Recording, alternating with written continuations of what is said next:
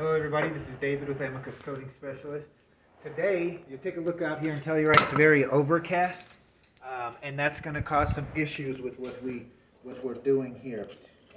Whenever you paint metal, you can have an effect called a fisheye effect, and that's if there's too much moisture and humidity in the air. It also can get into, it can be in the paint already. We're using a water-based paint anyway. It's not an automotive, it's not an oil-based paint. And fisheye it's a really odd phenomena, and we'll go back here and take a look. We're getting it to lay down pretty good, but if you look right there, you see that? It looks like a weird bubbly fisheye there. That's one. And I'll hit it with some paint in a second, it'll fix it up.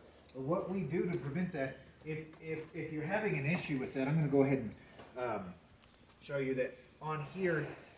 If you take acetone, which is the world's fastest drying solvent, and just a little bit of it, this is a huge trick right here, trade secret. A lot of people don't know of it, don't use it. A lot of times house painters don't use it at all because they're not used to knowing anything about the humidity that often. Sometimes they'll run into that problem where they'll plan with the weather to completely avoid the elements. In some places you can do that, in some places you cannot do that. Telluride doesn't give a lot of leeway as to what the weather will be.